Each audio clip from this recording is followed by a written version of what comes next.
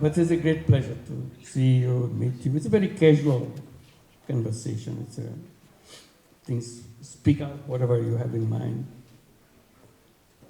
And I feel comfortable with students because my life started as a teacher. So all my life, I thought I'll be a teacher and continued to be a teacher. But destiny had some other plan, pushed me into a very different direction. I never thought I'll become a banker. Now people tell me that I'm a banker. I feel very uncomfortable with it. That's not what I wanted to be. I wanted to be a teacher, and that's what I enjoyed doing it. And the bank that I created, named it as a Grameen Bank or Village Bank, because I wanted to do it for the village. It's done with my students. It was part of my class. So I was taking my class with me to the village and see the problems and how to do that. When I started lending money, they are the one who was taking money from me and lending to people. So it was, I thought this was part of my teaching job, getting people oriented, how the poverty is like. Because in our classroom, there's nothing called poverty. These are numbers and things.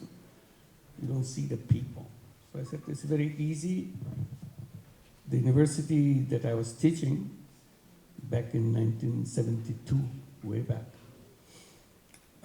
is a newly built, beautiful campus, as beautiful as any other campus anywhere. But it was surrounded by villages. This is not a university right in the middle of the city in all the advantage of being in the city. Here, it was abandoned in the middle of villages. And it somehow, it became a customary thing that university never entered the villages, villagers never entered the university. So it's a true world.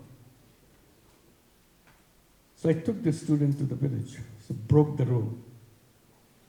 And not only took them, continued to work with them. Many things we did together with the villagers. And many objected whether a teacher should do that. And my point was, if university is supposed to be the reservoir of all the knowledge, that's what the university is supposed to be.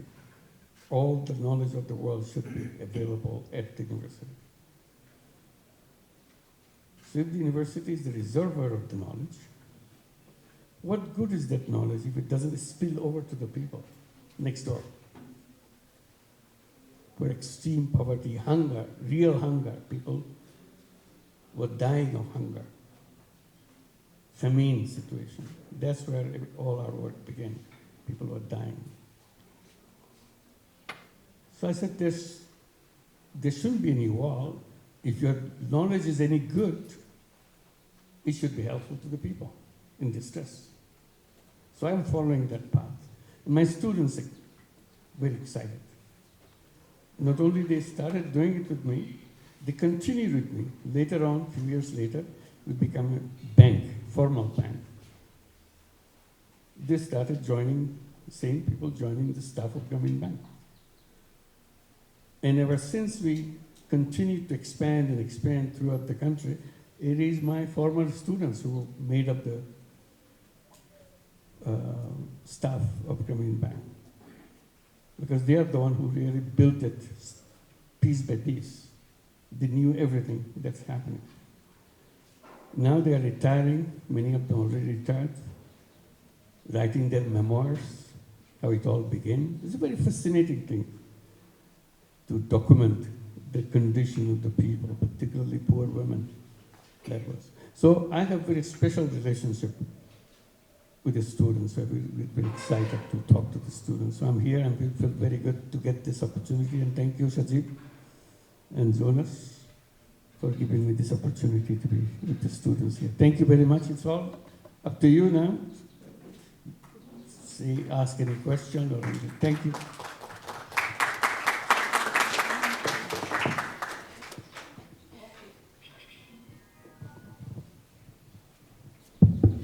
Okay, thank you very much, Professor. He has told us that if our knowledge is worth its salt, it needs to spill out to the community, and it needs to make a difference. So we are going to get into, I think, a question and answer session already immediately. If you have any questions, you could raise up your hand. I will go around and give you the mic. We'll probably take about 3 at a time, and then we can, really engage the professor. I have 2 over here. You can say your name and the name of your name, institution, and the question. Keep it brief. You can help. Okay, he will help me. Thank you. One by one will be better rather than accumulate, because then I forget. Let me help you. You can remain on stage. All right. Please be short and precise. Say who you are and your question.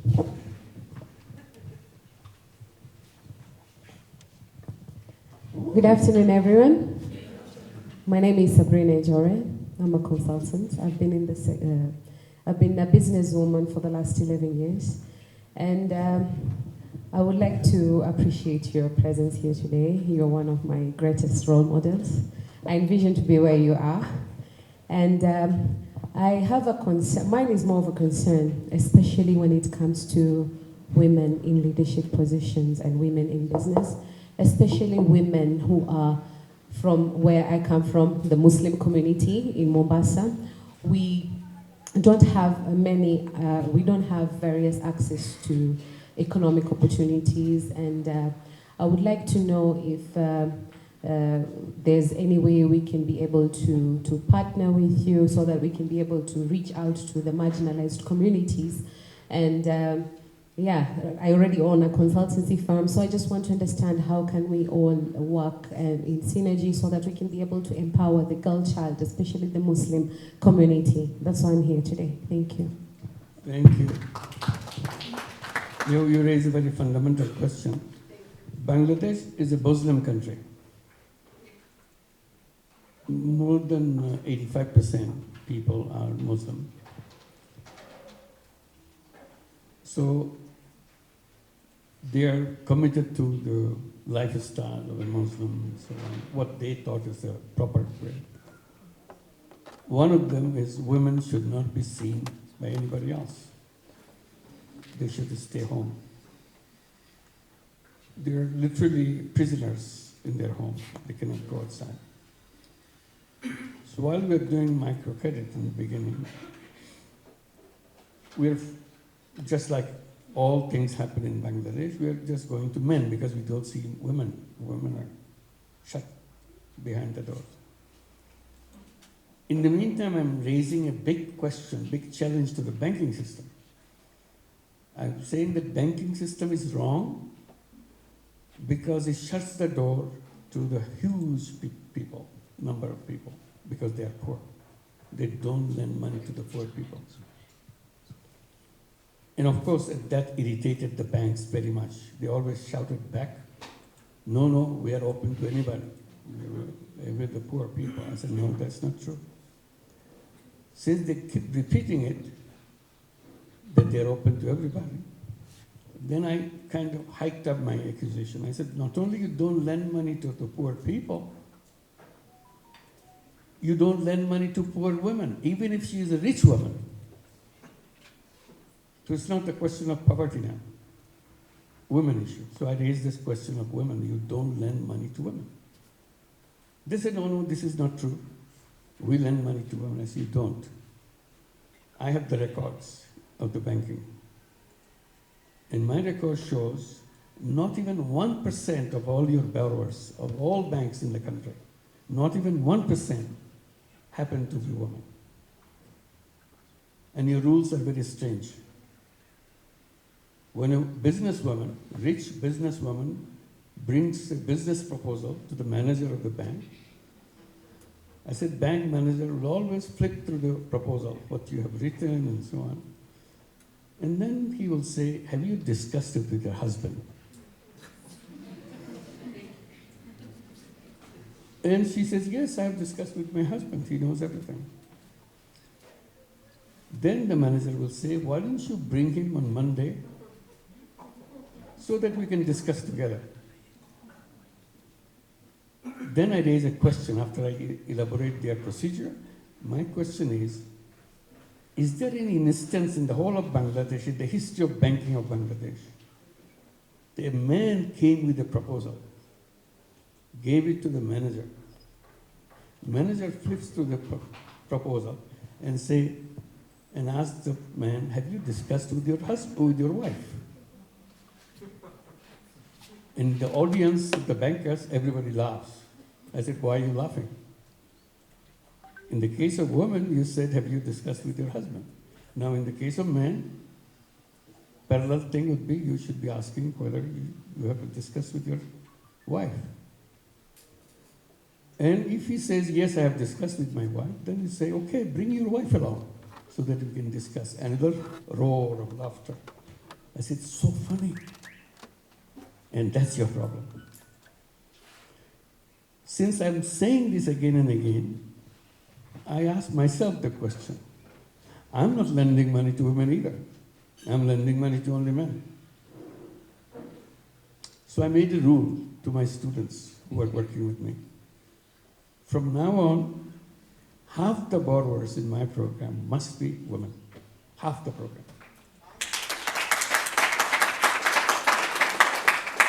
They were shocked. They said, how do you do that? Because I can't find a woman. Because most of them are men. The students are men. So I started getting to the girl students. They were very shy. They don't want to get involved with this kind of thing. I encouraged them. So the girls got into our program. So their job is to go to women, explain everything and so on. I cannot meet the women because I'm a man. I'll go with my students, but I will be standing under a tree far away from their home, waiting for any question they could not answer. They will come out to me and I'll explain and they will go back to answer that question to the women in the village. So this is our interaction between the borrowers, potential borrowers, and every woman say, no, no, no, we don't want any money. Money is a danger. We want to be good Muslims. We don't want to go into any other activities which will expose us to men. So my girl students were very upset, accusing me. Why are you insisting? These women says they don't want any money. Why are you forcing them to take the money?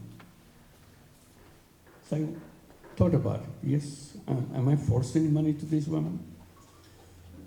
So next time I told the girls, I said, look, when they say I don't need the money, I don't want the money, I don't use the money, because this will expose me to the outside world. It's dangerous for me. Always remember, when you hear that, it is not her voice.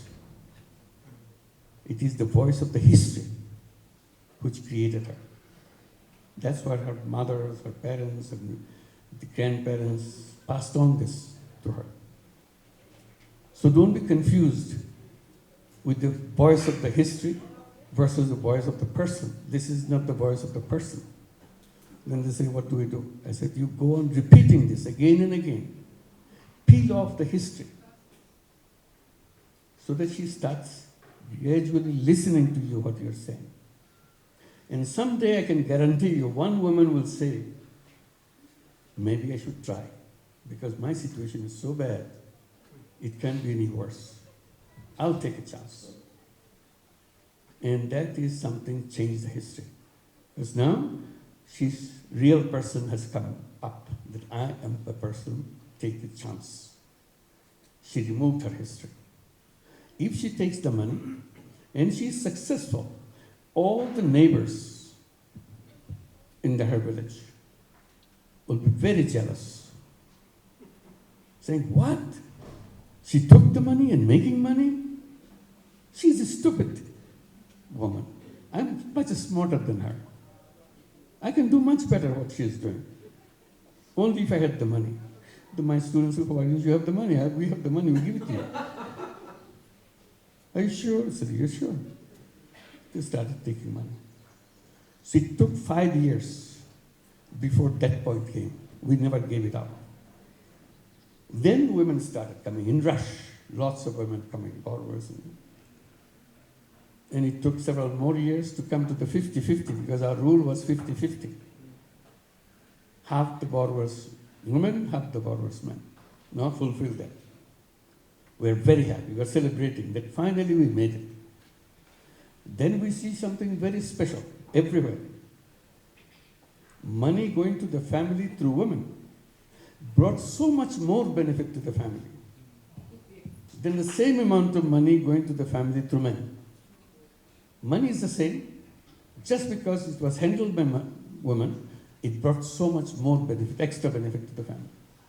Repeatedly we saw that and discussed that, and we tell my students, I said, no, forget about 50-50. Because it's so much better to go to the women, because they bring the change in the family, everything, children, everything. So, open. Go as high as you can. And they forgot the men. They moved on with women. It was slow, but everybody was excited at the result that we're getting. When we came to 97% women, then we started talking, should we go to 100%? All men, all women? Then I finally said, no, stop at 97%. Keep some men, so that you can compare later on. When somebody would like to compare, you will see, here is the comparison. So that's how Grameen Bank became 97% women, and the idea, the spread, the women created such a wonderful story after story that they have, what they have done, miracle they have done with the money themselves. So that changed everything. That's how they do. Today, if you go to Bangladesh, previously when I was talking about the old ideas and things, if a man entered the village, every woman will be on side. Nobody will be visible anywhere. Reverse, you go to a village in Bangladesh, all the women will come to you. Who are you? Why did you come here? What are you doing here? Communities. Women are everywhere now. So that transformed the whole country. It's not just a village. It transformed the entire country because women found their strength and their voice and their economic power. And that made everything possible in Bangladesh. Thank you.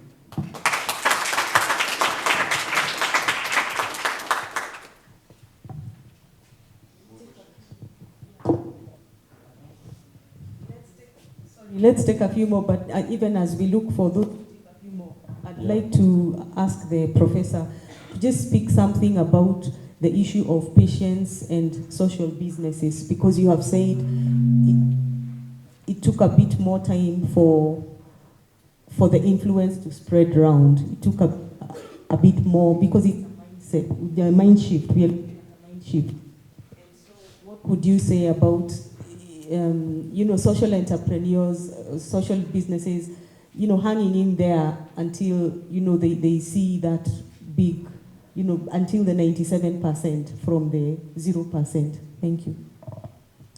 There's one storyline which is the Grameen Bank, lending money to poor people, etc., etc. But as we are doing it, lots of side stories developed.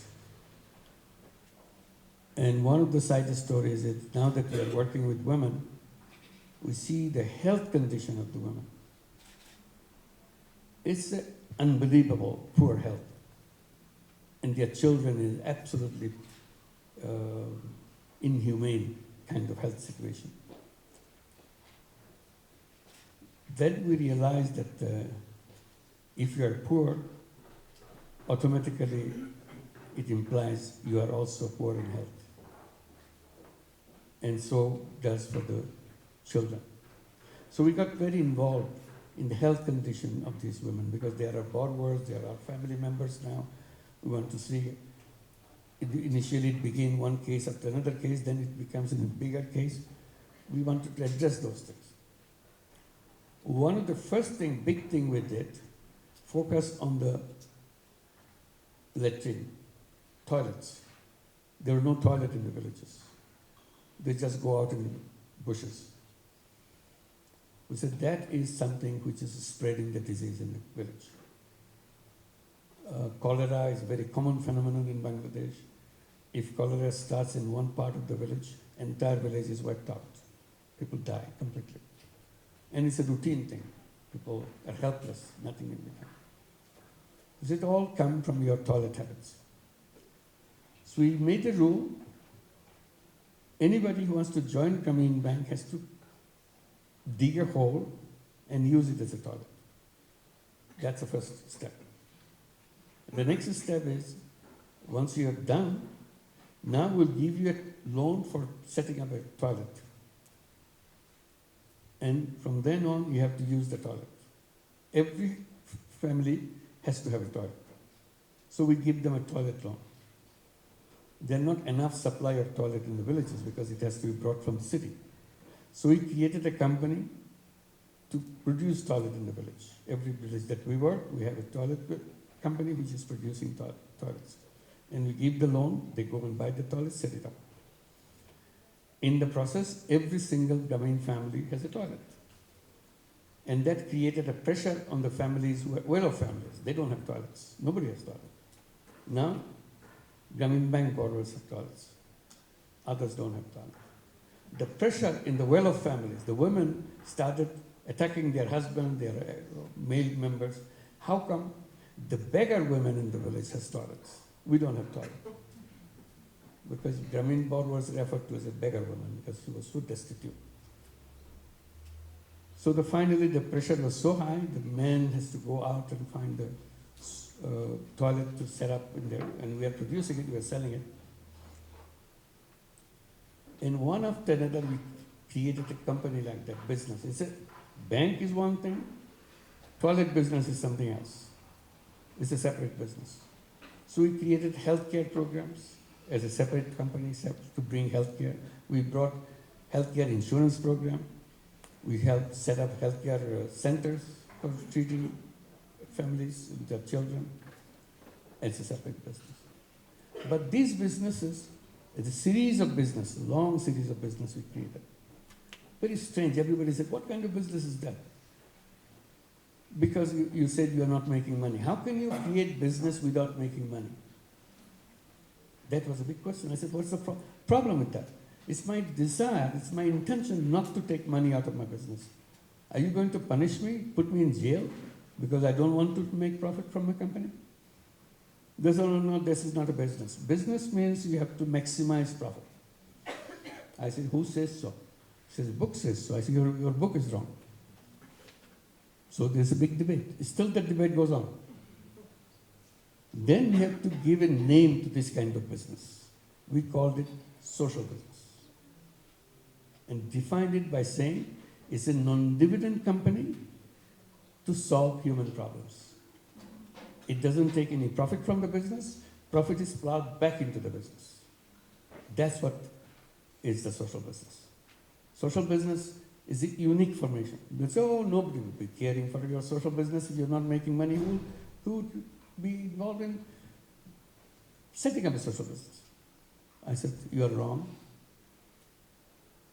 People give away money, called charity, all over the world.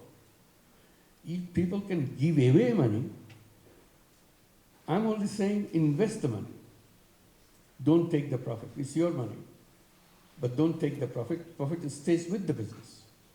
So it's much easier. If anything crazy, charity is a crazy thing you are giving away. This is not crazy thing, it's the same thing. You are creating a sustainable business.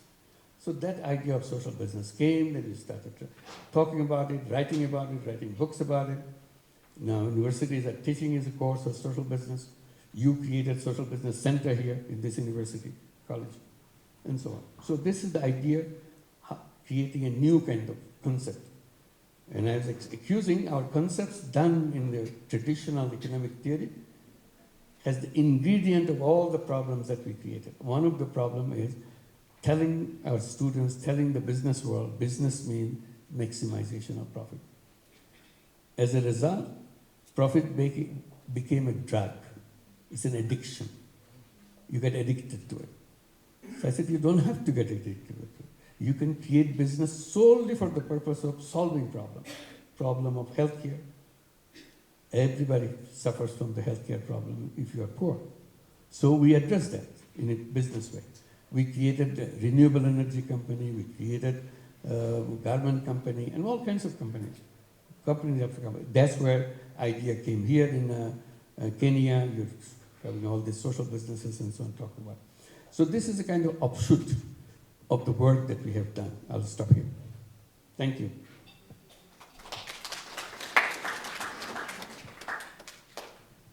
Let's take another round of questions. Yeah. Or at least there was three here, there were on the past. Can I go to this young man? Yeah? Yeah, we come back here. You have to say who you are, where you are coming from, and very specific question. Thank you so much. My name is Alex Were. I'm a student at KC University. I'm practicing software development there. KC University is a university where the mission is to become a business and technology creative university, training employable graduates for the sustainable economic development. And we are very grateful for Tangaza University. We say a big thank you for inviting us.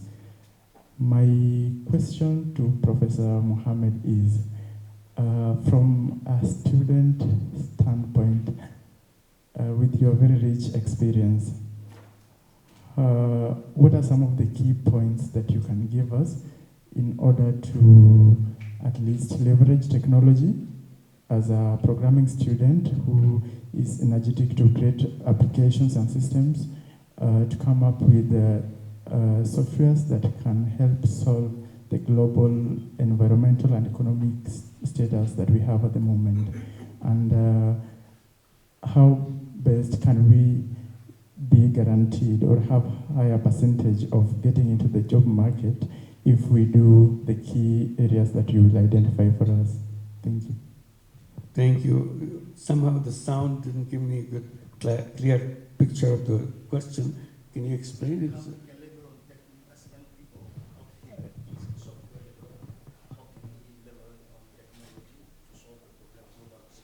Yeah, so technology is the most powerful tool in the hands of the young people, in the hands of anybody. It's very powerful.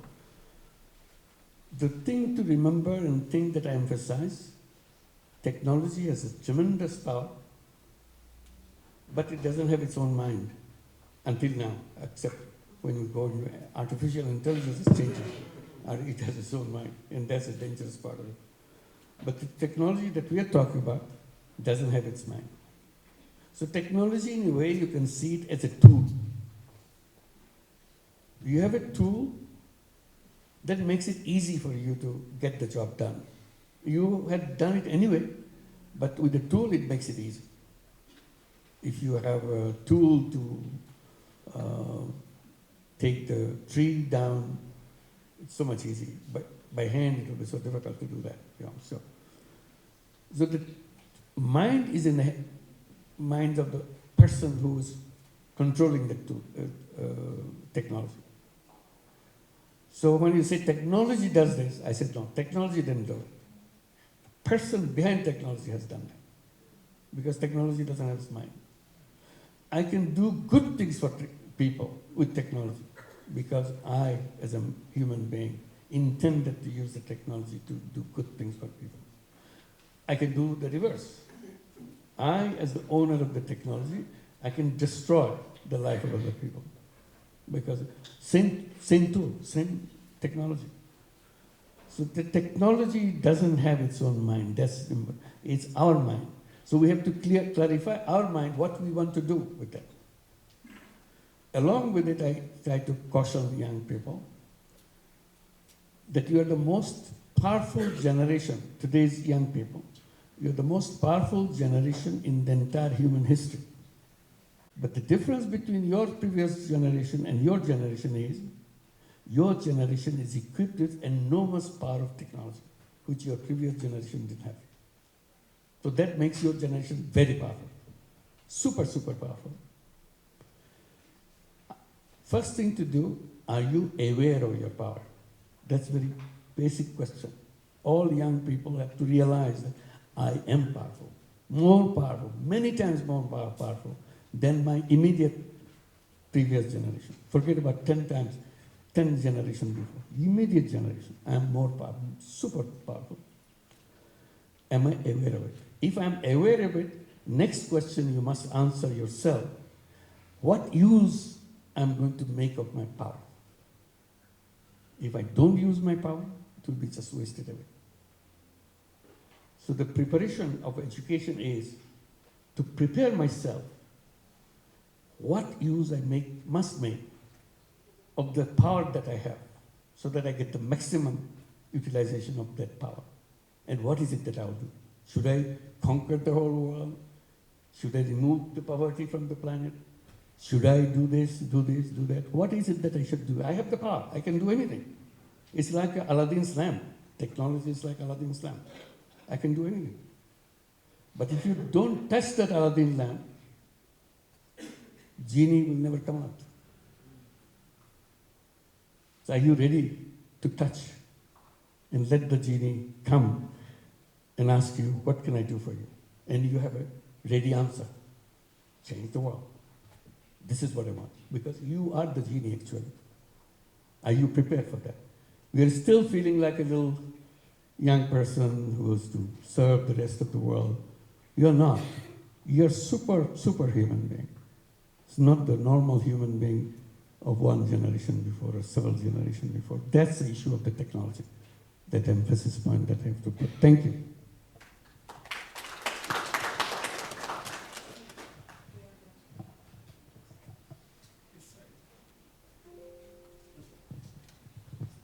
Good afternoon. My name is Munira Salim. I hail from Mombasa. I'm the CEO and founder of Development and Education Empowerment Network. Basically, what we do is empower girls to stay in school, and those who are out of school, we motivate them to go back to school. Because we believe education is power. If these girls and boys don't have education, it's going to be very hard for them to even comprehend what is said here.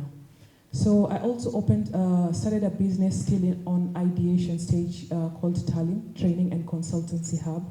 I would love to venture into circular economy, and in that regard, what's your advice for me? Thank you. Well, thank you. You're in the right. From our perspective, you're just the right questions, you're in the right direction. Now you want to have more information and more ideas about it. One, the kind of things we do, and I'm sure there are many other people around the world who are doing that in their way. See which one you like, ideas, actions, and so on. And follow it and go deeper into it. See your group of young girls that you're dealing with, get excited about it. Because it's about taking full control of their life, that I am the superhuman being. And I must feel it. And I feel it, and I have to demonstrate it. Yes, I can do that. And they can really do that. And that's the issue that I try to emphasize as we conceptualize what the young people are, what the education system is. I said, for young people today, nothing is impossible. Nothing. Are they convinced? If not, how will they get convinced? If they're convinced, what shall they make up their mind to do? Because if they make up their mind, it will happen. Nobody can stop them. Nothing is impossible. So that belief, that faith will drive you. I know it's not impossible. It will be difficult, but not impossible. If you all try together, even the difficult one will become easy. And what are the things I must do now, today, not tomorrow? Tomorrow is too late. Because my power has to be used now, so that less of the problem exists tomorrow. So you identify the issues, that this is what I do, 1, 2, 3, and go after it. And you'll be surprised. It will get done. When you look back after a few years, you'll be shocked that you actually did it. That's the thing that the young people has to realize, that nothing is impossible. Yeah.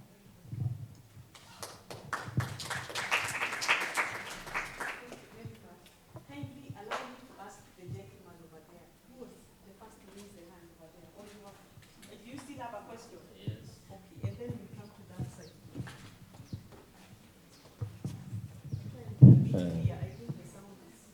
Good afternoon. Good afternoon.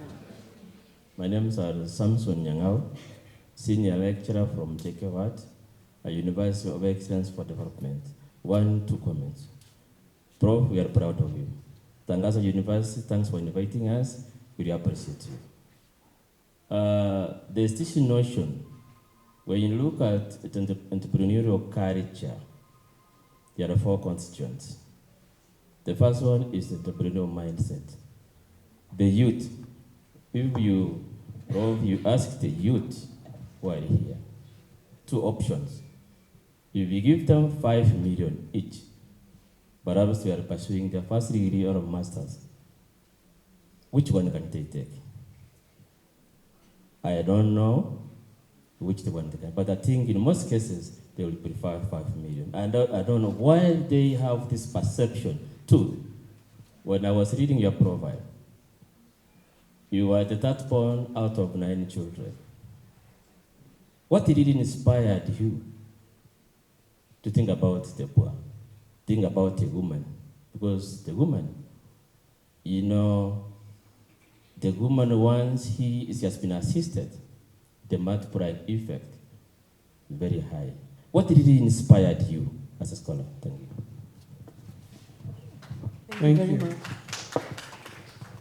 Well, that's what I was trying to explain a little while back. That's why I gave a little bit elaborated response to that, how I got involved with it. I'm a teacher just like any other teacher, but somehow shifted in a different direction. I think the triggering point for me was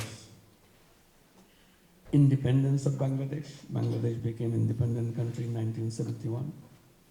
That kind of opened up the pent-up power of all the young people in the country, that we can do something, free the country, and create the country on our own.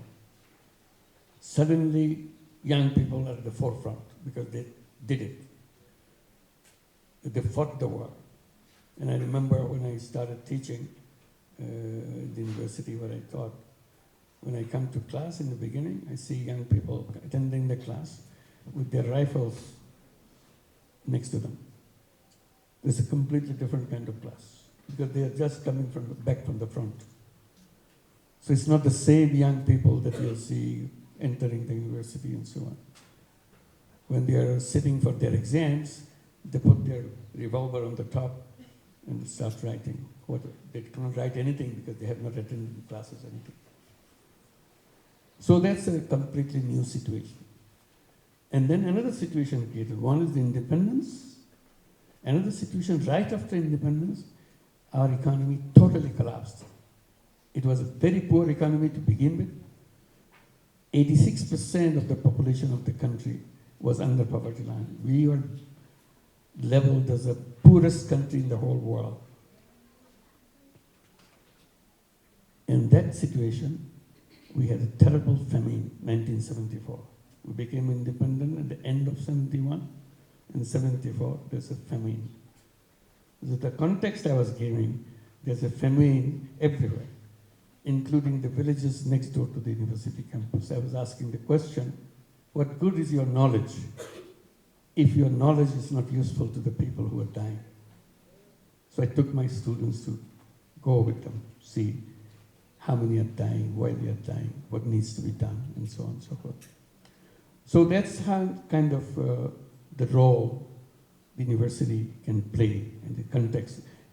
It was not incentive that inspired me. They used the words that he used, what inspired me. It was what shocked me.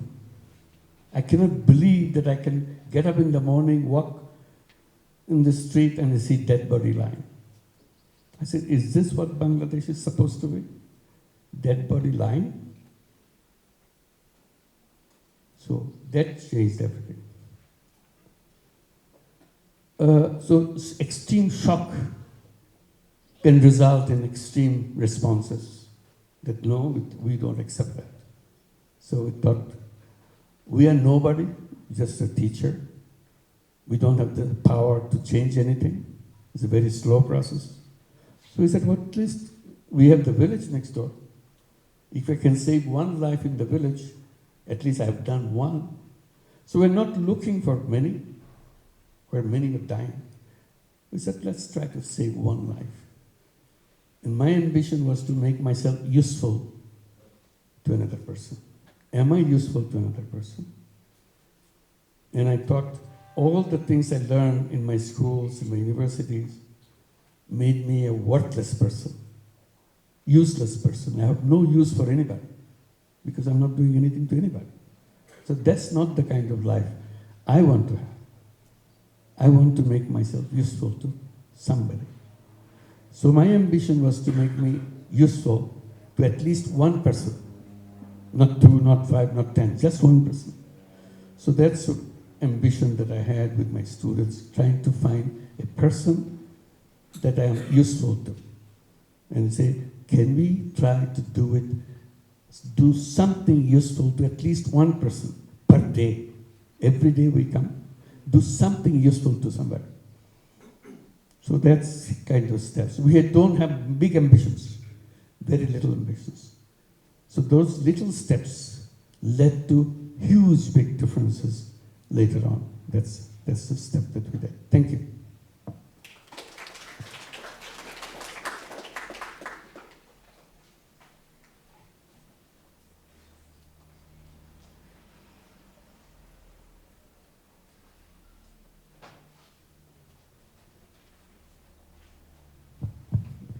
All right, thank you very much. I'm very glad to meet the father of microfinances in Uganda, in the world. Sorry. Thank you, Tangaza University, for giving us an opportunity to share our ideas with him. My name is Dzinekou Kanga from Nkumba University, Uganda.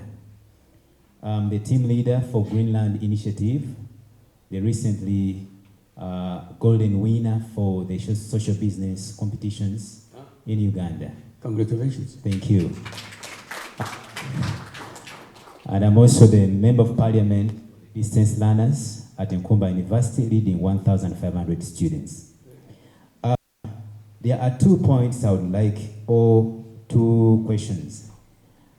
I would like you, Professor, to help me understand and the rest of us.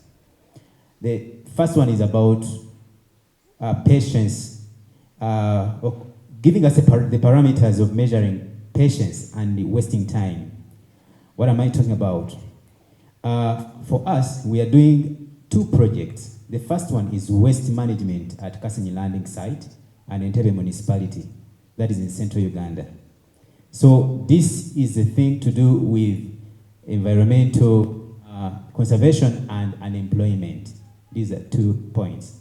The second one is Greenland Skills Initiative, Greenland Skills Alternative, whereby universities are bringing about very many graduates. For us in Uganda, we produce over 100,000 graduates.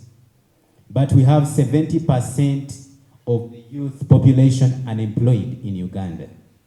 So that means that whatever we are doing to save that population.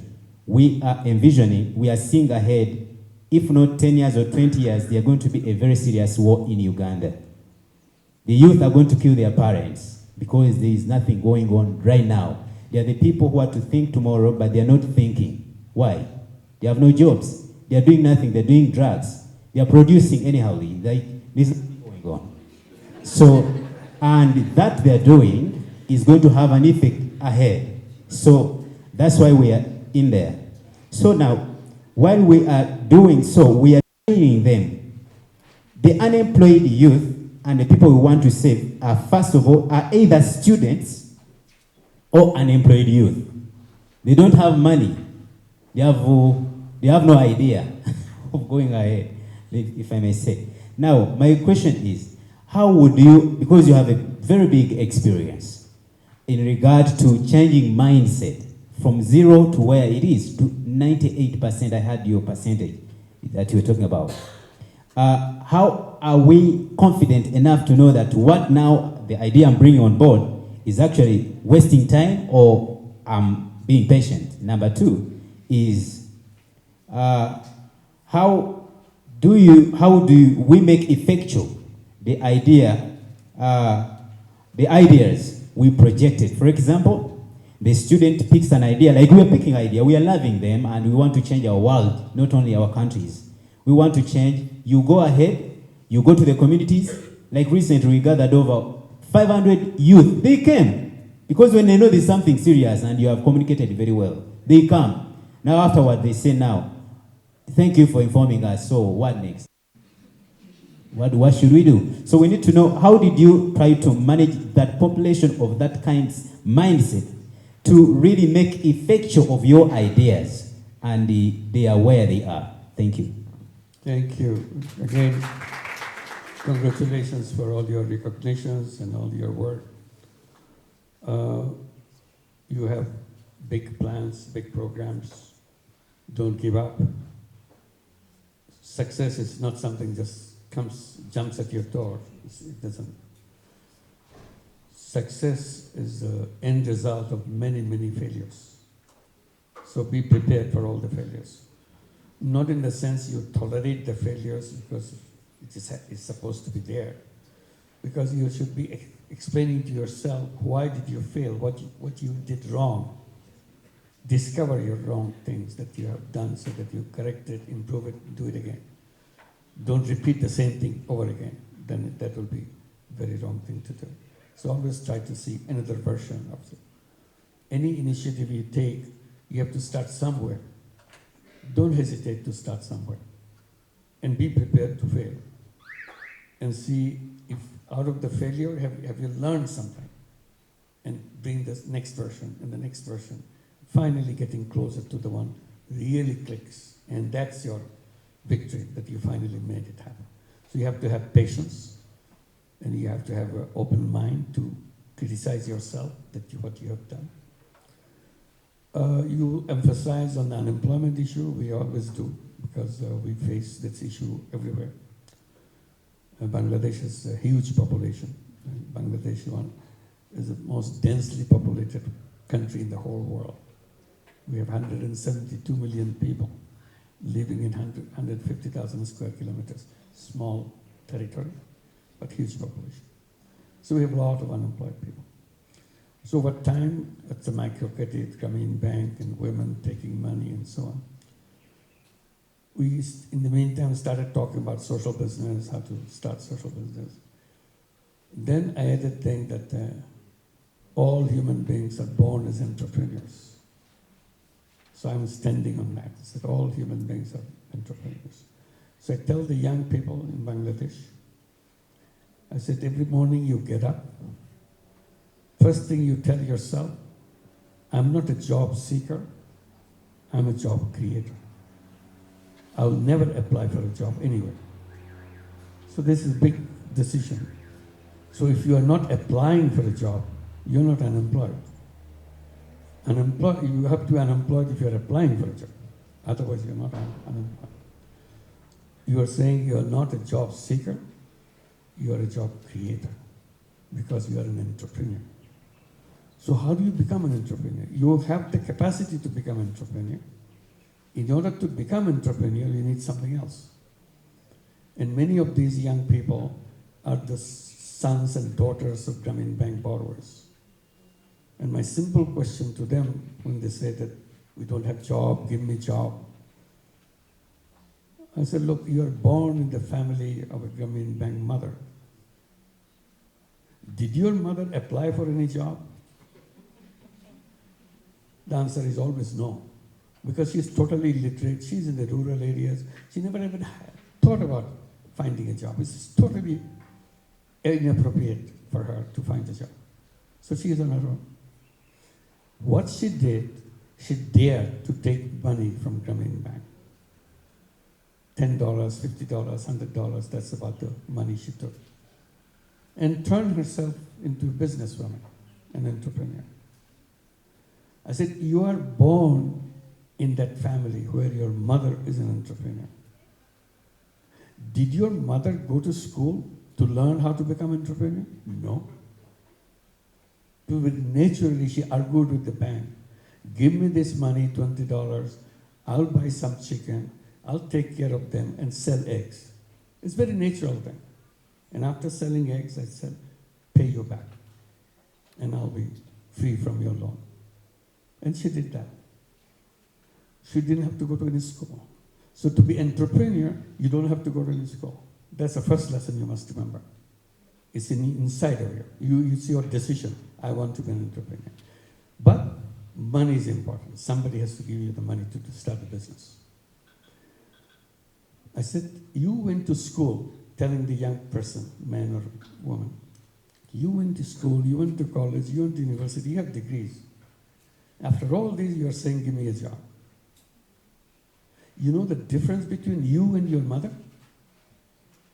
Your mother is a natural human being. She didn't even think about a job because that's natural to human being. She waited and found the money, she started her business. But you went to school.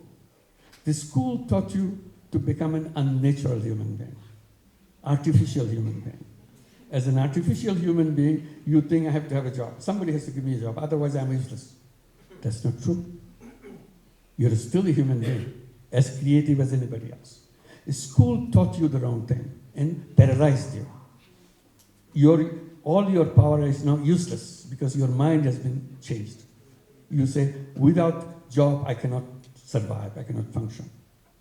So I said, forget about that education. Throw that education away, which destroyed you. One good way, go back to your mother and learn from your illiterate mother how to become an entrepreneur. Because your school will never teach you that. When you start feeling that, yes, I can do what my mother does and I can do better because I went to school, then you talk to us. And many did that. So we create, in order to serve them, those who will come back to us, we created a fund, Social Business Venture Capital Fund. That's the name of the fund. Social Business Venture Capital Fund. All these young people, they have to come with a business idea. And then present the business idea. If the business idea is good, venture capital will become a partner with you. Not alone, we become your partner. You bring 1%, 2%, 5% of the money. I give you 90%, 95% of the money. We become partners. It's our joint business. You run the business. I don't run the business. I'm a silent partner. I give you the money. And you make your business successful as you go along. Try to return the money that I give you. If I give you $50,000 or $10,000, gradually you return the $10,000 I give you over time, 1 year, 6 months, 2 years, whatever time you want. But as you pay me back, my share gets reduced, your share becomes increased. Because every money you pay, it becomes your share in the business. Because we are social business, we are not interested in your profit. Profit stays with the business. So whatever money you give me back is all reducing our share in your business. And your goal will be to make our share to zero, in your share to 100%. That became very popular among young people, boys and girls. We continue to receive applications, go through the presentations of ideas and so on. Some says, well, your presentation is no good. Your friends are saying this will not fly, this will not work. So go back and work on it. Come back. We don't reject anybody. See, in our system, there is no rejection. Simply, you keep on coming to improve your whatever ideas that you have. So that sooner or later, you qualify to get the money. And we become partners. So we have now over 200,000 young people running business in Bangladesh with the money from the platform. And they become, very quickly, they become 100% owners. Once you become 100% owners, then you are free again to apply for more so that you can expand your business. We give you same terms and conditions. We give you the money. It's a joint venture between us. But you can buy back my shares and you become full owner. So gradually, second stage, money, and you become expanded business, you become owner of that business. Third stage, you take more money. We are investing in your business. So that's it. In Grameen Bank, we are giving loans. To venture capital fund, we are giving capital, equity, Swiss equity, and young people love it. They know that there's no problem. I can find the money. Only thing I have to do, come up with a business idea which will be supported by my friends who are applicants. They say, yeah, this is a good idea. And we also agree with them and we'll provide the funding. So that's how it's done. So transforming an employment seeker, job seeker, into an entrepreneur is a psychological thing. Because the school has kind of worked on your head so much that you are now cannot think. You get very nervous when somebody says you start a business. But that was supposed to be a natural thing for you.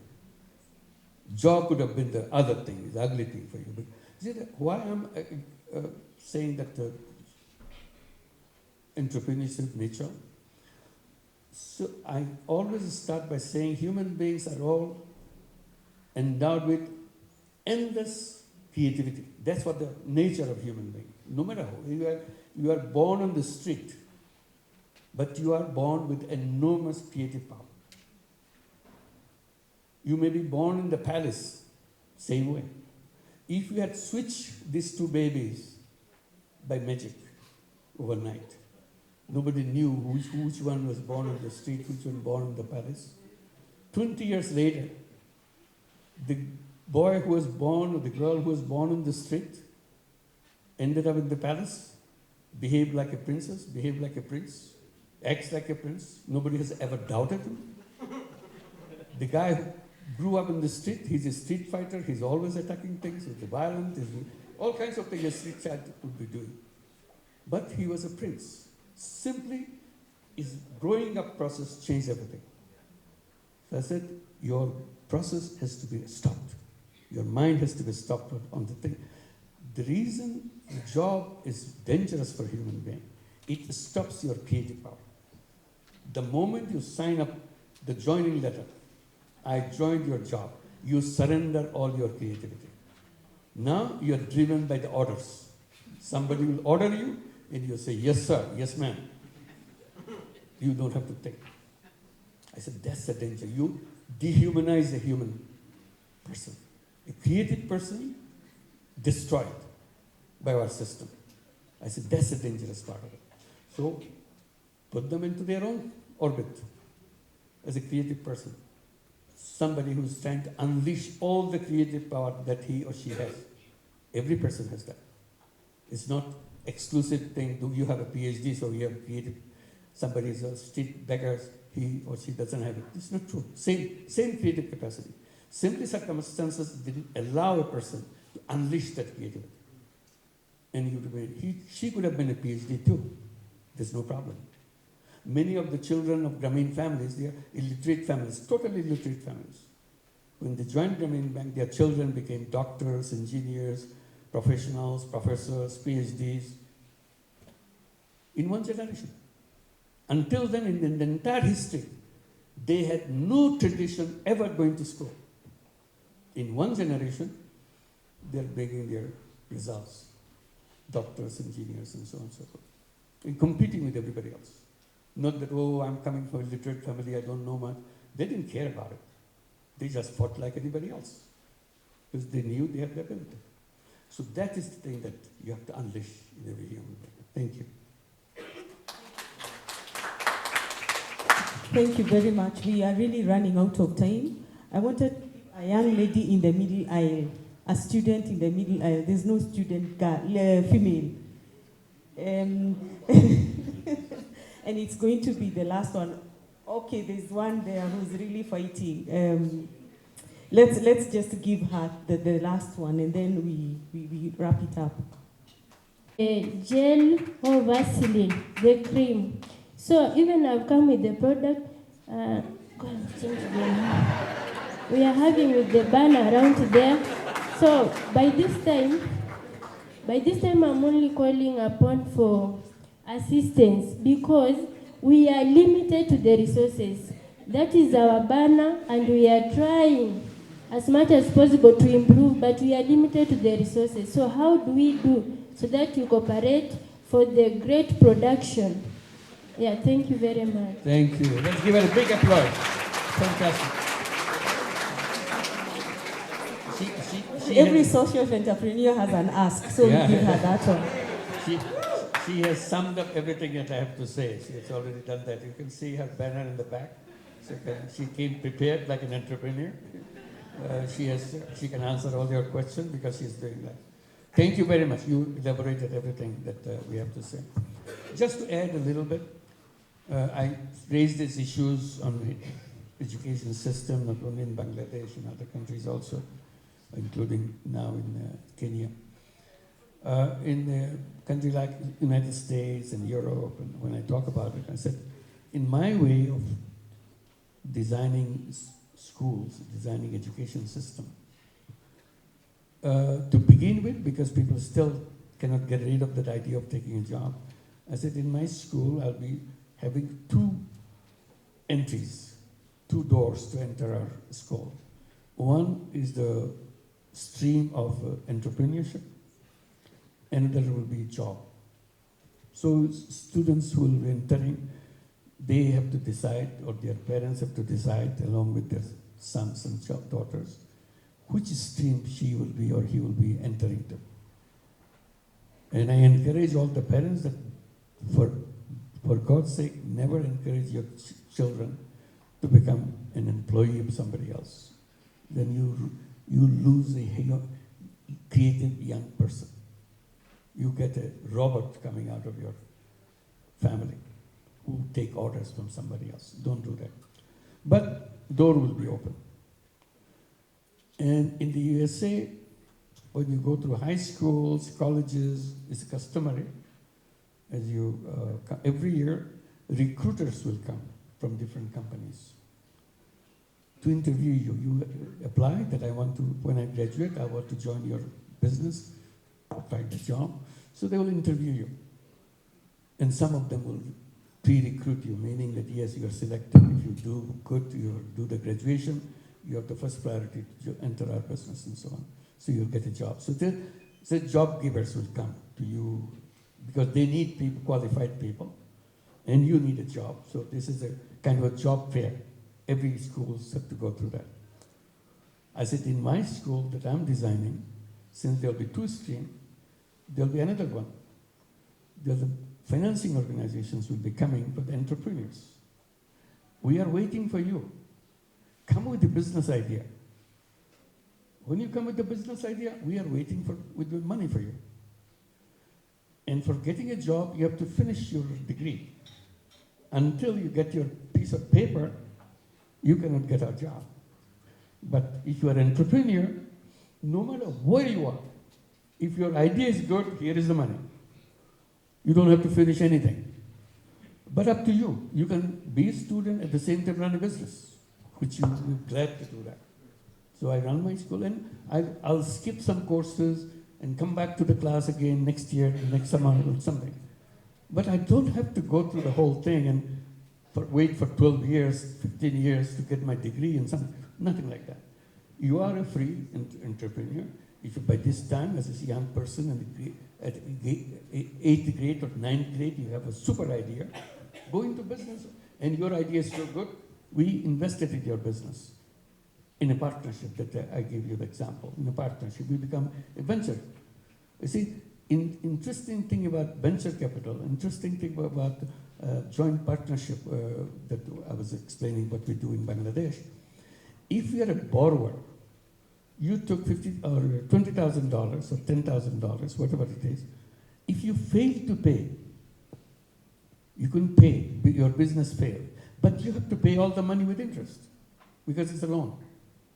You have to sell your home, sell your whatever position you have.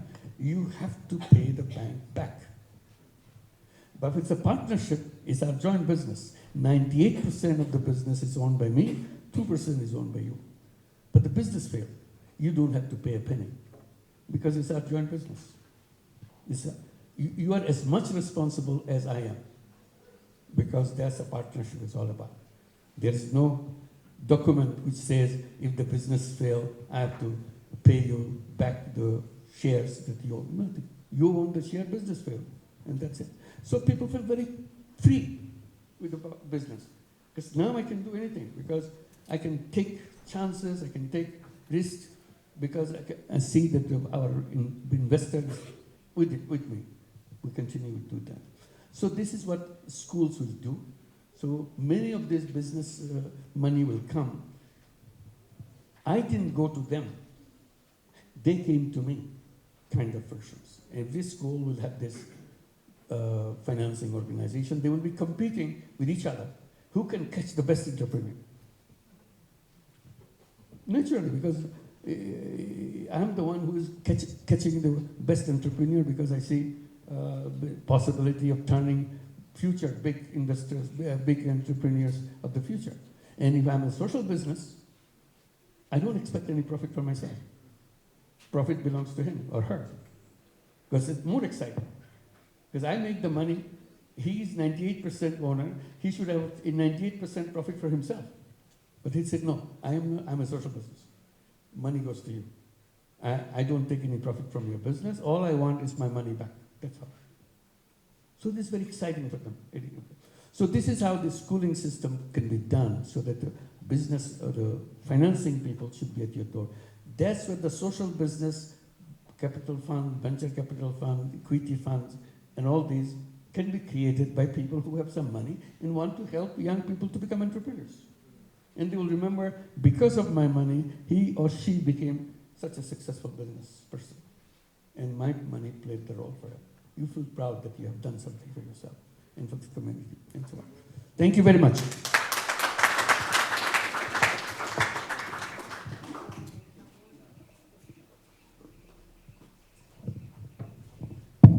Yeah, I know that there are many questions, and I know also Professor Yunus is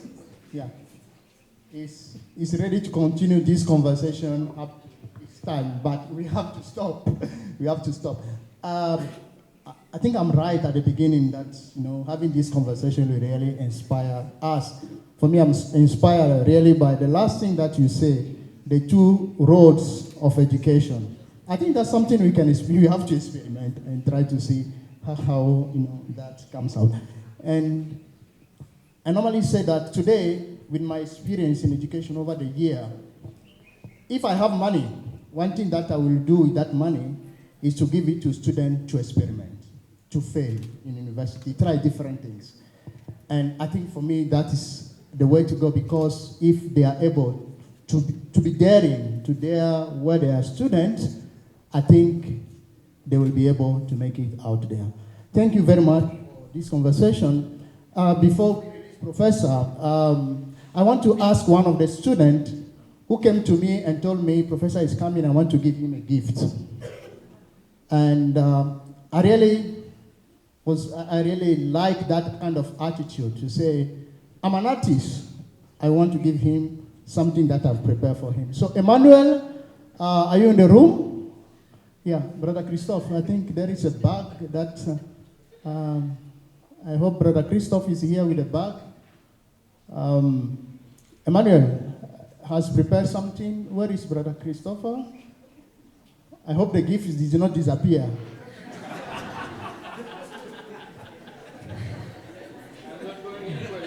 Yeah, exactly. Yeah, so as we wait for the Brother Christophe to bring... No, we can bring it up and then... Yeah, so anyway, we'll have to find a way to give that gift to Professor. Even maybe in the last session, we'll give that gift. I know this conversation will continue. I will hand it over to Muthoni to tell us the way forward. Thank you very much. Let's give a big applause to Professor. I believe we have been inspired, have we? I hope we are angry enough with and uncomfortable enough with what they do with us in school. Yeah? What do they do with us in school? Anyway, you will know how to respond to that. So we are going to allow Professor to step out, and we are going to have a health break, but we are going to be showcasing immediately after you come back from the health break, only 5 minutes. We are going to be showcasing those who have been angry enough and not allowed the education system to cause them to be paralyzed, but they've stepped out and not looked at what they do not have, but they've looked at what they have. and then the resources have come to look for them, as opposed to them looking for the resources. So thank you very much.